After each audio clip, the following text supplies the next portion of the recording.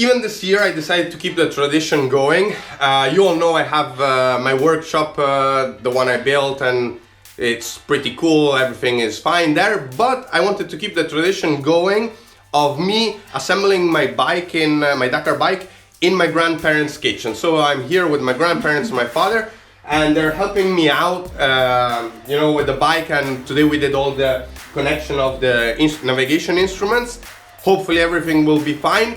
In like 3 days I have to ship the bike. I still didn't turn on the bike. I'll try and work on it today, tonight, and tomorrow I'll eventually test it for the first time. I need to take it for a ride and do at least 100 kilometers so that I can change the oil and get everything ready to ship. My grandparents and parents are, as always, part of my Dakar, because, you know, for us it's not only a race, but it's truly about passion and about, you know, dreaming big, and here we are. Hey guys, at the moment I'm here with my friend Simone. He's a magician of welding, and since my bike doesn't have a fan for the radiator, and there's no fan you can buy for the WR450F 2012 model, we're gonna custom make it now. So the machine to weld is getting ready, and now Simone will do his magic.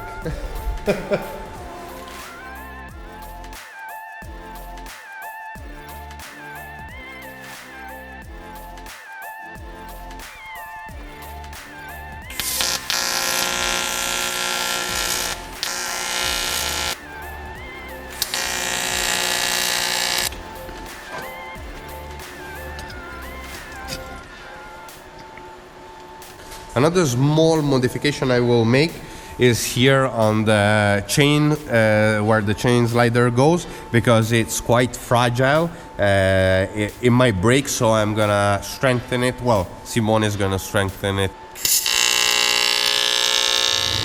I was looking forward to do an entire episode on my bike and how I was building it. Unfortunately, I was short on time. I still didn't finish my bike, but you know, the biggest stuff is here, and I'm quickly gonna guide you and tell you what I did on the Yamaha WR450F 2012 model. First thing I think you notice is the two tanks. I put front Safari tanks and the rear one.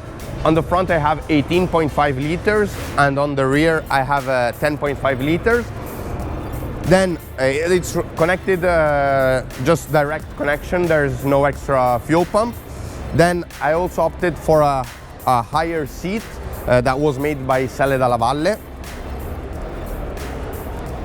And it's made with a special material here on top of a special leather that dries out really quickly, because, you know, in nowadays Dakar, you're gonna find mud, you're gonna find rain and harsh weather.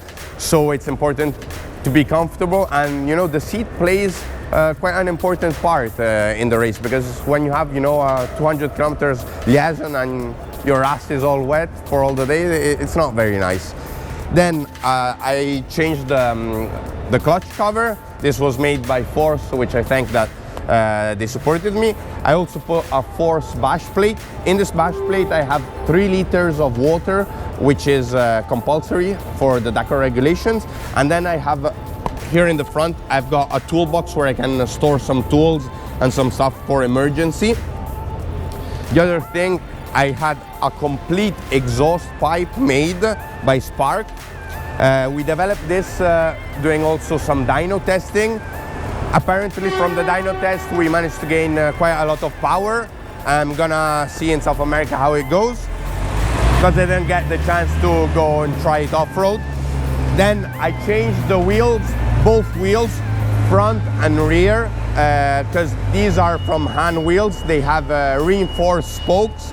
These spokes you see are much bigger than the OEM ones. Then for the gearbox, you know, to not stress too much the gearbox, I opted for the Cush Drive rear wheel. So this goes less hard on the gear when you're changing, when you're like on the fesh. Then from TM Design, I changed the chain sliders. because this might be something that is like unestimated, but during the race with the OEM chain sliders, you won't get through all the race. And since I'm racing Malmoto, the less I have to do on the bike, the better. And I've tested these last year, and I managed to do the whole race with these chain sliders with no problem at all. Then on the instruments, as you can see, I have no navigation tower.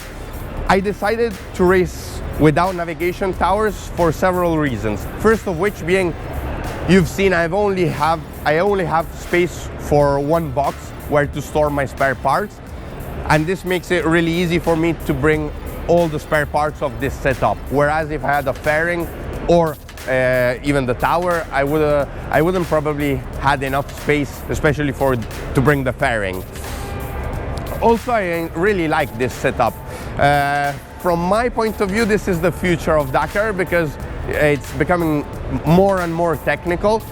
So having such a light setup is really comfortable while you're riding, because when I'm riding the bike, like as you can see, I have a very clear view and I can see where I'm putting my wheels.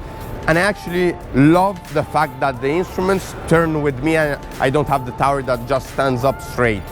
Here I have a MigTech Roadbook, a Tripmaster, a Speedo cap.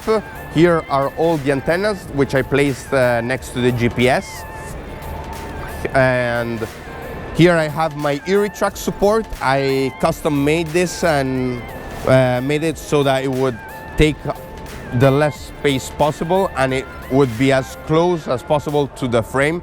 So in this way, even the weight, you know, is low and close to the frame, so I shouldn't feel it much when I'm riding. And you know, last year I had the same setup for the Erie track, but it was like made like horrible because I just went to the hardware store, got 2 plates and cut them and with a flex and put them on, so it wasn't so stable like this year where I 3D designed a custom bracket. Here I have my balise. I've got standard light. I might put down in South America an LED light just in case, because in the morning we start really early. So in the liaisons we always start in the dark. On the rear, which is compulsory, I have two rear lights. Then what else to say? There's not much more. Bike is pretty standard, and hopefully it'll get me another time to Buenos Aires. And this year, let's see, Malmoto category is full. We're 21 riders and loads of which are extremely fast. I'll give my best shot.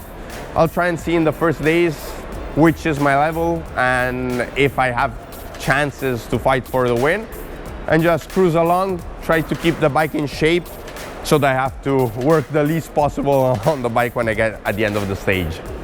Last but not least is the suspension. I had the springs changed. I put stiffer springs because I'm quite a heavy guy. So, but all the rest is standard, and we also had some oil change on both the suspension.